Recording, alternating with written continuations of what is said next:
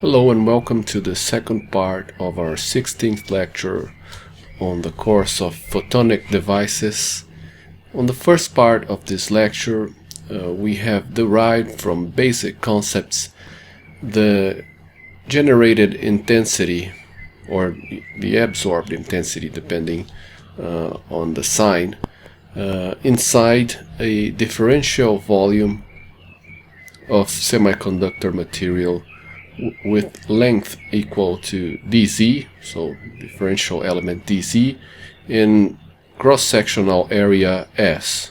So we're imagining that a beam of light is propagating through the material and it's going to cross this differential volume, and depending on whether the material has gain or loss or is transparent, it's going to generate a certain amount of light due to stimulated emission or stimulated absorption, of course. And therefore, coming out of the material will have the part of the light that comes from the incident beam, but also the generated light. And what we have derived in this expression here from basic concepts is the generated intensity, so only the portion that is generated inside the material, either due to stimulated emission or stimulated absorption. And then we've argued that this generated intensity, which is power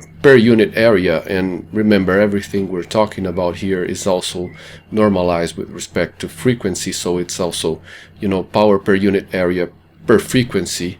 This could also be written in this form, right? So the intensity generated inside the material is going to be equal to the intensity coming out of the material. So the intensity of Z plus dZ minus the intensity going in, which is I of Z, right? So going back to the picture, we're saying that the intensity that's exclusively generated by the material will be the difference between the intensity coming out and the intensity going in. This has to make sense, because if you add the intensity going in plus the intensity generated, you have the intensity coming out. We're only doing some accounting here, and therefore this expression is also valid, and we can substitute this right here, right? So if we do that, we get this expression right here. Okay, so substituting 6 into 5, we find this, right? I of Z plus dZ minus I of Z is equal to the generated intensity. We can also write, this first term here, okay, I of Z plus dZ, using this expression right here. So I of Z plus dZ is going to be equal to I of Z plus del I del Z dZ. In other words, if dZ is a differential length element, then we can also say that the light coming out is going to be equal to the light going in plus dZ multiplied by the rate of change of intensity with respect to Z. Okay, and so this expression is also valid, and if we substitute this right here, this term is going to cancel out with this term, and we'll have only this guy here left. So that's what we did right here. And now we can also cancel out, since these guys are gone, we can cancel out the dz on the left hand side and the right hand side of the equation, and this is what we are left with. So what we have is a differential equation for the light intensity, first order differential equation, which says that del I del Z is equal to this, right? The rate of stimulated emission minus the rate of stimulated absorption multiplied by the energy of the photon. If we substitute the rates of stimulated emission and absorption by the expressions we've seen before, in terms of the joint density of states, the probability of transitions that lead to emission and absorption and so on, this is what we have, right? So here we have the constant we've seen before, the photon flux density, joint density of states, and Fe minus Fa, right? The energy of the photon was already there. Now in this expression we readily identify that, you know, this guy, the photon flux density multiplied by the energy of a single photon, is the light intensity, right, which is power per unit area. Well, this is because, again, right, the photon flux density is the number of photons crossing a given cross-sectional area S.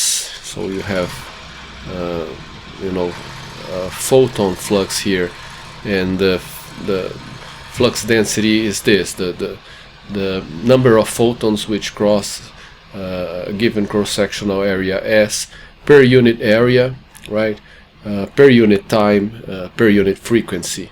And therefore if we multiply the energy of the single photon by the number of photons per unit time, we get power crossing the cross-sectional area.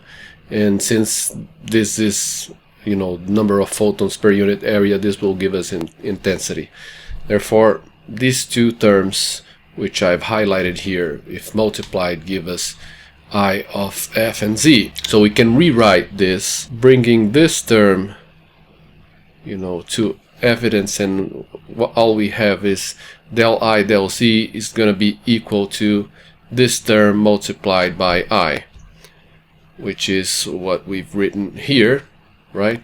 The terms inside the curly bracket is not a function of Z, so this is going to be a constant in terms of Z for a given material, and so on.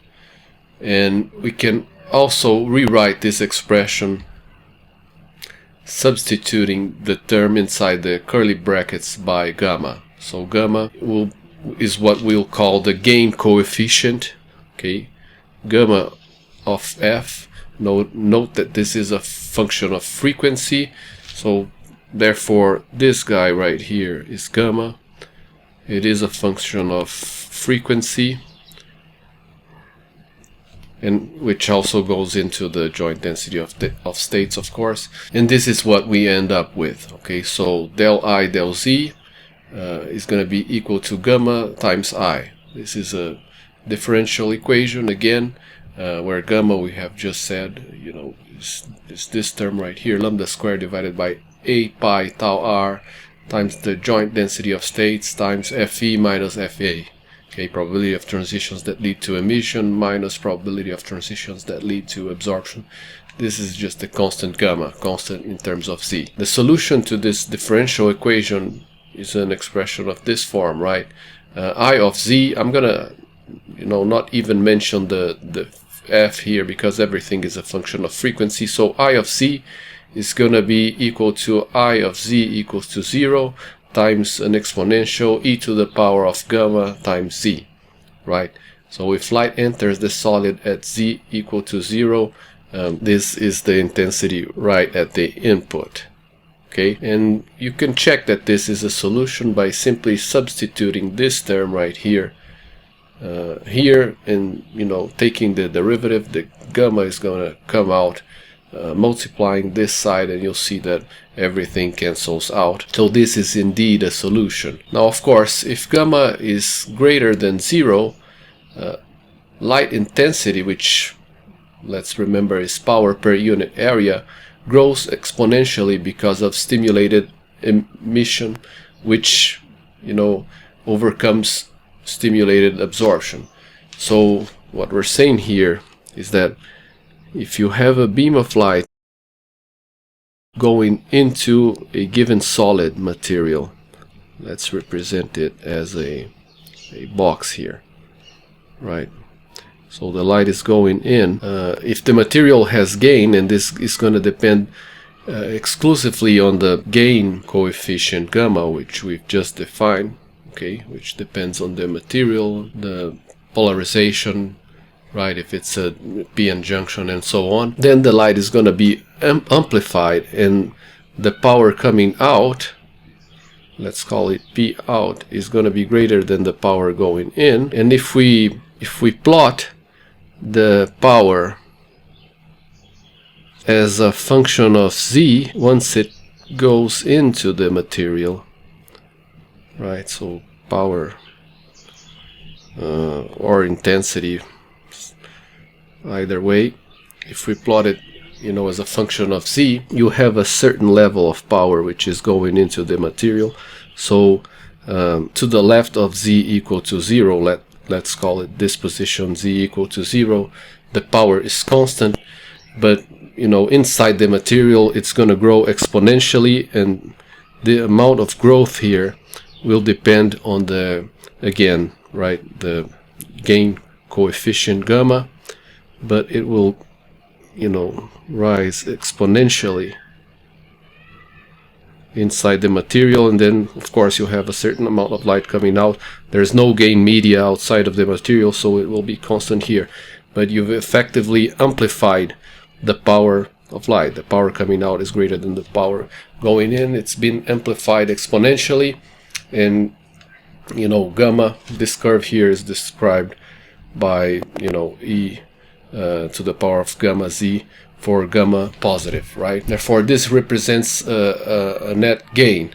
The gain, the actual gain is, you know, you have for the device is the ratio of the power coming out to the power going in, and gamma is the gain coefficient. Okay, gamma is the gain coefficient, and of course the larger gamma, the you know, the larger the gain will be. If the length of the material is L, you know, if the gain is what we've just said, the ratio of the power coming out and the power going in, you can verify by yourself that the gain is actually going to be e to the power of gamma times L, which is the length of the material. Okay, so I hope this makes pretty good sense. It should make pretty good sense up to this point. Now what happens if gamma is negative, right? And when is this going to happen? You know, we can always look at the expression for gamma, right? Again, if the probability of transitions that lead to emission, stimulated emission, right, is greater than the probability of transitions that lead to absorption, gamma will be positive. If on the other hand, the probability of transitions that lead to absorption is greater than the probability of transitions that lead to emission, then you'll have more absorption than you have emission. In the first case, you would have more emission than absorption, so hopefully this makes sense. In that case you would have gain, but on the other hand, if you have, you know, more absorption than emission, this will be negative overall. The gain coefficient will be a negative number, a negative factor, and in this case gamma will be equal to minus a positive number, so minus alpha. Okay, and alpha is the attenuation coefficient. So usually we express the attenuation coefficient, this here should be alpha, right, as a positive number. So alpha is the attenuation coefficient, and this will happen again for Fa, right, for Fa of F greater than Fe.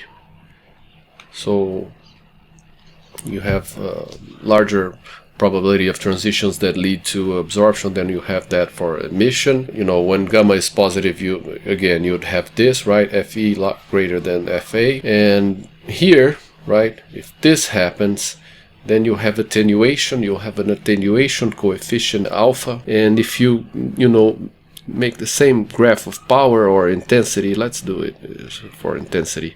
I'm omitting the F here, right, just to, you know, that I is also a function of frequency. I'm just omitting it, but it should be there.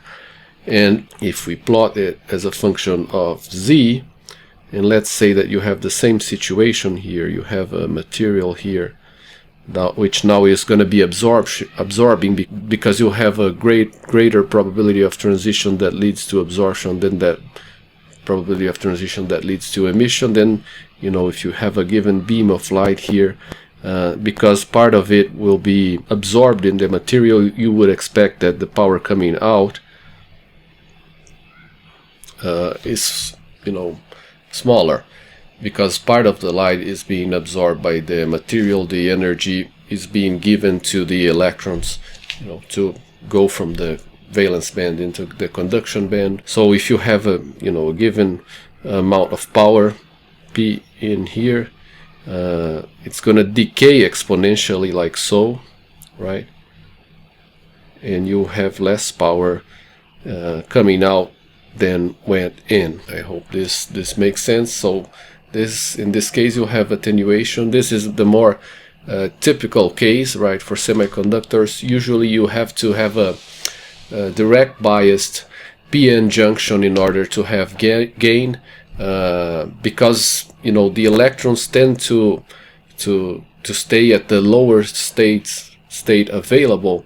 You always, if you do not do anything to change this fact, in other words, if you do not do something to obtain population inversion, right? You know, a lot of electrons in the conduction band and a lot of holes in the valence band, speaking a little informally, then you have a lot of electrons in the valence band and, you know, a lot of empty states in the conduction band. This is what typically happens in any material if you do not do anything to raise the gain coefficient, right? And we'll talk about, when we're talking about light sources, we'll see the kinds of things that can be done in order to basically raise the probability of transitions that lead to emission, and decrease the probability of transitions that lead to absorption. But in a, you know, regular conditions, the probability of transitions that lead to absorption is far greater, and the material absorbs. So most materials in nature will absorb light. Many of the materials in nature will absorb light, and this is what will happen, right? The gain, you know, the gain coefficient will actually be a negative number, and the material will absorb light in this fashion right here. Okay, so in this case, absorption is the dominating mechanism. The expression for the intensity inside the semiconductor is this, right? We've just replaced gamma with minus alpha, so that's all it did here. You have the intensity at the input, let's call it at z equal to 0, so I of z equal to 0 times e to the power of minus alpha z. Right, and this should look, you know, like we have just plotted or we have just sketched down here. So light intensity decreases exponentially as it propagates through the material, because the material is constantly, you know, along its length, it's absorbing more and more photons. So as the beam of light propagates through the material, more and more photons are being absorbed, so it decays. The power as a function of position z decays exponentially because of that. Okay guys, hopefully this made sense, right? The idea on today's lecture was to, you know, derive from basic concepts the concept of the gain coefficient and gain, and to, you know, this will give us tools to start talking about light sources and also detectors, which is the topic of the next few lectures that we'll have. All right, so thanks very much for your attention, and I'll see you on our next lecture.